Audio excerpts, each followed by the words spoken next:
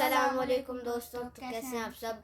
उम्मीद है कि आप सब खैरियत से होंगे। हाजिर हूँ मैं आपका प्यारा दोस्त अशर मेहदी एंड जैली जी। और दोस्तों, क्या हाल चाल, तबीयत से ठीक होगी। हाजिर हैं हम एक नए व्लॉग के साथ दोबारा थे। तो दोस्तों, आज का जो व्लॉग है, जो हम आज का व्लॉग बना रहे हैं, वो इस तरह से है कि मैं आपके साथ फाइनल एग्जाम की टिप्स देंगे।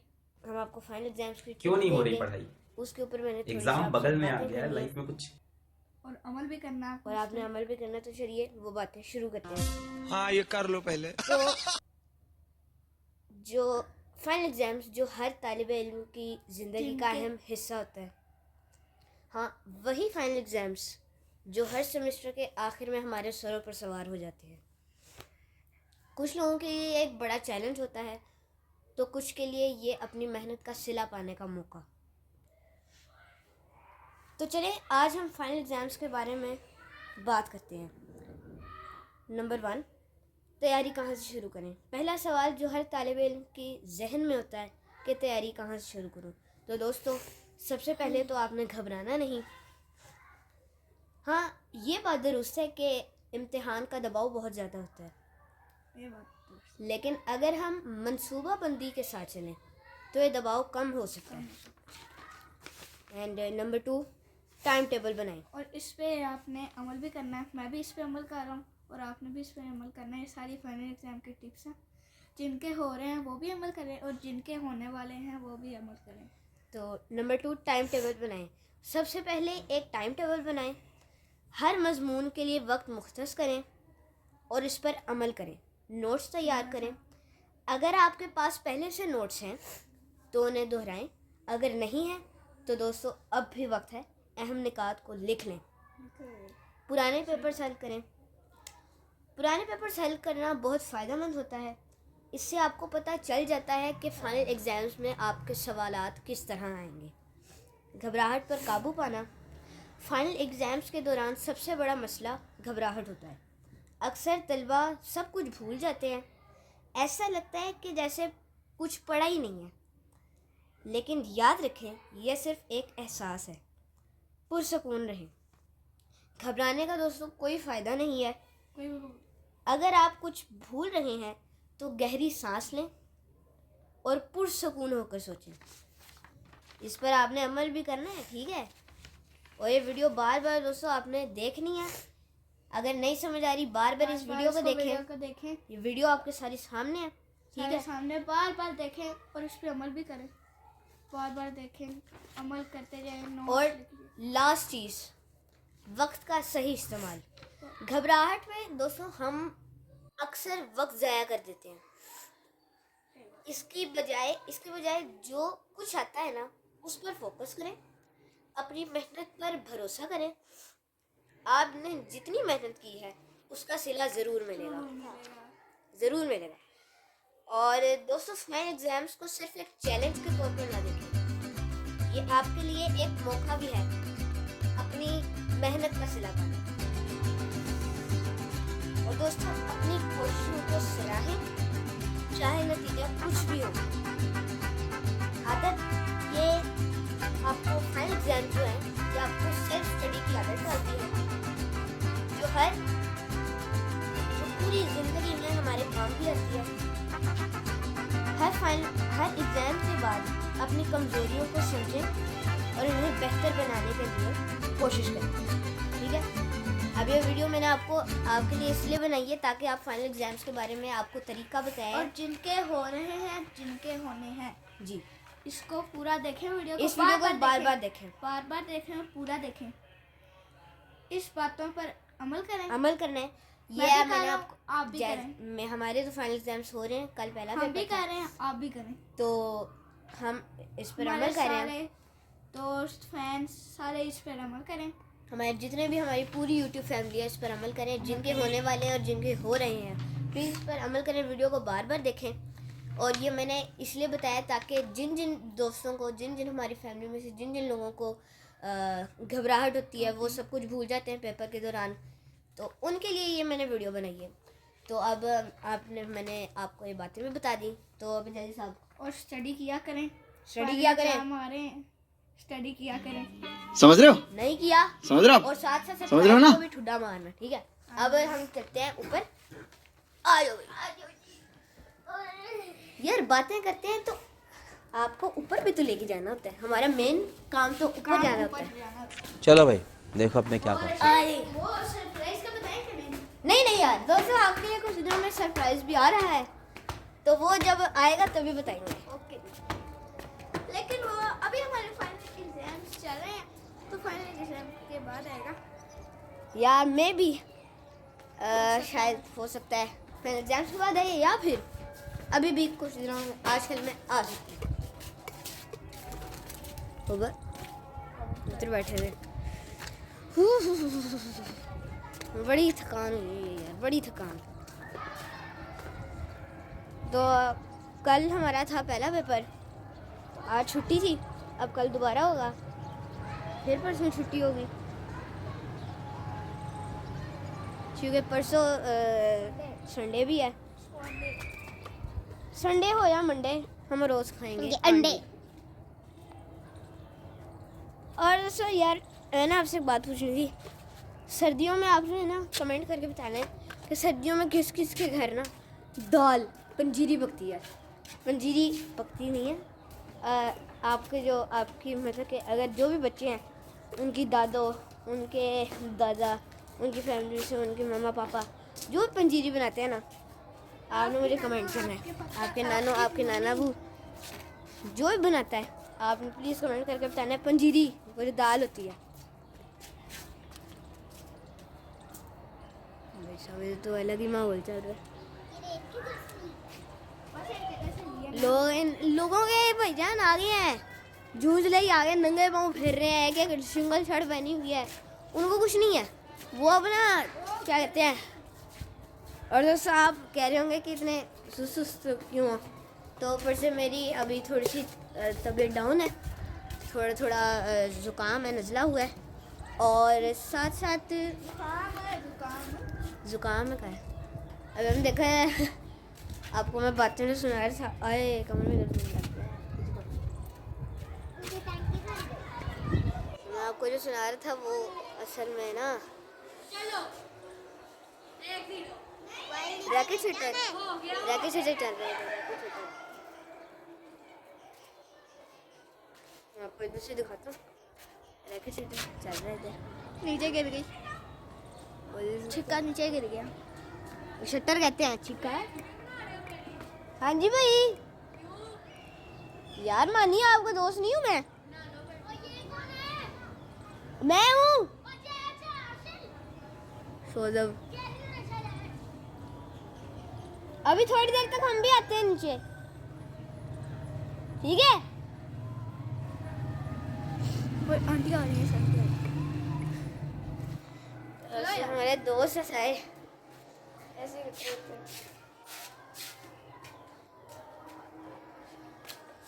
आज मुझे जुमा, और साथ साथ आपको जुमा मुबारक भी हो। और उसके साथ साथ जजिया आज यकम शाबान है, तो यकम शाबान को सबसे पहले तो हम आपको इसके बाद में डिटेल बनाते हैं कि उसको क्या हुआ था। जो समझ गए होंगे वो प्लीज़ कमेंट में बताएं कि क्या हुआ था इस दिन। ये देखिए, साइड पर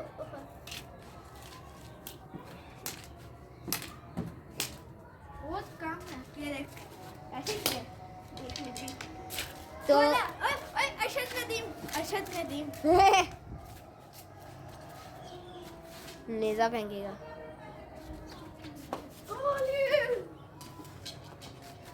दोस्तों अब हम आपको बताते हैं कि यकम शाबान को क्या हुआ था। यकम शाबान को जो हमारे इमाम हुसैन अलैहिस्सलाम है, मोहम्मद, तो उनकी जो बहन थी जिनका लक़ब भी है पाक बीबी मुसाफिरा शाम, यानी पाक बीबी ज़ैनब सल्लल्लाहु अलैहा सलामुल्लाह अलैहा, तो आज उनका ज़हूर है, तो आप सबको जश्न बहुत बहुत मुबारक हो। और शाबान में बहुत सारे नज़ूल हैं, शाबान में बहुत सारे नज़ूल हैं। अब परसों जो है 3 शाबान को जो है वो इमाम हुसैन अलैहिस्सलाम का ज़हूर होगा, और 4 शाबान को मौला सरकार वफ़ा जिन्होंने इमाम हुसैन का साथ दिया था आखिरी दम तक करबला की जंग में, मौला सरकार वफ़ा इमाम कह रहा हूँ मौला गाजी अब्बास अलैहिस्सलाम, वो सुलझना भी उनका ज़हूर है। तो आपने दोस्तों बताना कि जो आप हमारा जो सुलझना था वो आपको कैसे लगा। सुलझना था क्या, उसके भी डिटेल्स बता दें। सुलझना दोस्तों बेसिकली ये एक बहुत बड़ी हस्ती है, मतलब कि ये इमाम हुसैन अलैहिस्सलाम करबला के मैदान में जब सारे लोग हैवान बन गए थे तो ये अकेला हैवान इंसान बन गया था। इसने इंसान से भी पढ़कर वो ये इमाम हुसैन अलैहिस्सलाम की सवारी है। तो वैसे बहुत से पढ़कर काम किया था इसने। जितने भी हमारे मौला हैं, जितने भी अहले बैत क्या कहते हैं मौला जो कमरे बनी हाशिम है, अब जैसे मेरा नाम अशल है और इसका नाम मुर्तजिज़ है, वैसे जैसे कहते हैं इसका नाम मुर्तजिज़ है। तो ये अशल जो था, अशल का मतलब है चिंगारियों वाली आग, शोलों वाली आग। तो ये मौला सरकार वफ़ा मौला गाजी अब्बास अलैहिस्सलाम की सवारी थी, ये उनकी सवारी थी। तो ये रिवायत में लिखा गया है, बड़ी रिवायतें हैं इसके बारे में, अशल के बारे में। कुछ रिवायतों में लिखा गया है कि इसका रंग काला था, और कुछ रिवायतों में लिखा गया है कि इसका रंग सफ़ेद था। लेकिन जो असली रिवायात हैं वो जो उसका काला रंग बताया गया वो असली रिवायात में बताया गया। तो उनका जो असल बादशाह थे उनका रंग काला था और उनकी आइज़ ब्लैक थी। तो अब मैं आपको वो और वो इतनी दोस्तों उनके भागने की रफ्तार इस तरह थी ना कि अगर उस टाइम रोड बनी होती ना, वो सारी चिंगारियों के ज़रिए जल जानी थी, कि इस तरह की उनकी रफ्तार है। और तो जो जुल्जना है इमाम हुसैन का, उसने साथ दिया है। और उसने जब इमाम हुसैन अलैहिस्सलाम शहीद हो गए थे, उसने खैमों में आके सबको इत्तला दी थी। उसके ऊपर तीर लगे हुए थे, लेकिन उसने आखिरी दम तक इमाम हुसैन का साथ दिया।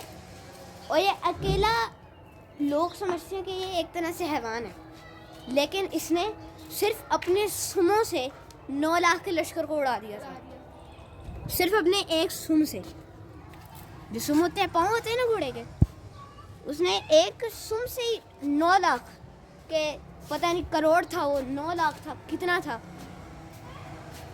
सामने 72 थे और उनके सामने थे 9 लाख करोड़। इतनी बड़ी तादाद थी, लेकिन ये अकेला था जिसने अपने सुमों से 9 लाख के लश्कर को उड़ाया था। तो ये हम जुल्जना की डिटेल। तो फिर 15 शाबान को दोस्तों आपको पता होगा कि अर्जियाँ लिखी जाती हैं। वो क्यों लिखी जाती हैं आपको तो पता होगा कि इमाम जो हमारे इमाम साहिब असबुज़्ज़मा इमाम मोहम्मद मेहदी अलैहिस्सलाम, जिनका अभी ज़हूर होना है, लेकिन वो पहले से पर्दा गैबत में क्यों गए थे। वो जब छोटे थे तो 15 शाबान को उनका ज़हूर हुआ था। मगर 15 शाबान जो है उनका वो जब वो दुनिया में तशरीफ़ लाए थे, वो उनकी ज़हूर का पैदाइश नहीं कह सकते, ज़हूर का दिन है। तो वो पर्दे गैबत में किस लिए गए थे, क्योंकि उनके जो दुश्मन थे, उनके जो बाबा थे इमाम हसन अस्करी अलैहिस्सलाम, वो उनको और उनके बेटे यानी इमाम ज़माना अलैहिस्सलाम को वो शहीद करना चाहते थे। तो अल्लाह ताला को ये बात पसंद नहीं आई, तो उन्होंने इमाम हुसैन कह रहा हूँ, इमाम ज़माना को एक जगह पे लेके गए। ये मतलब कि इमाम ज़माना छोटे थे तब 5-6 साल के थे, तो उनको वो एक जगह पे इबादत कर रहे थे अल्लाह ताला की, तो अल्लाह ताला ने उनको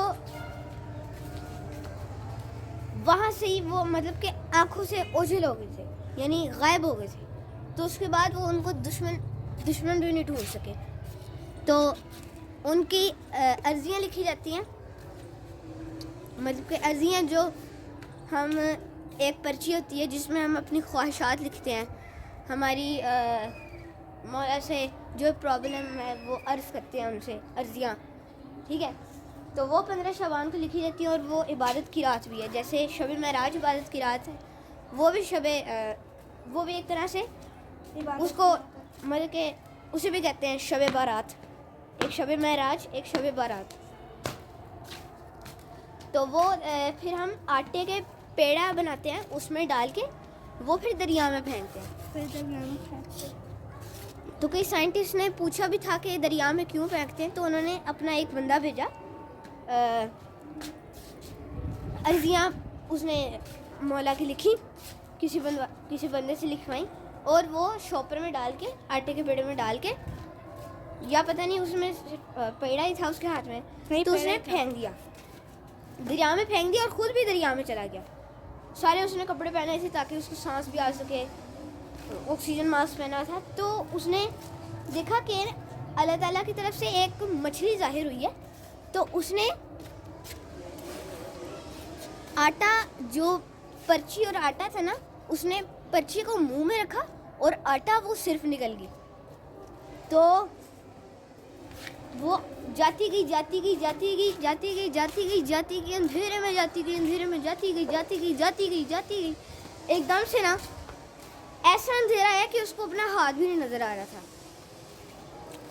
तो वो वहाँ पे मछली जाके गायब हो गई।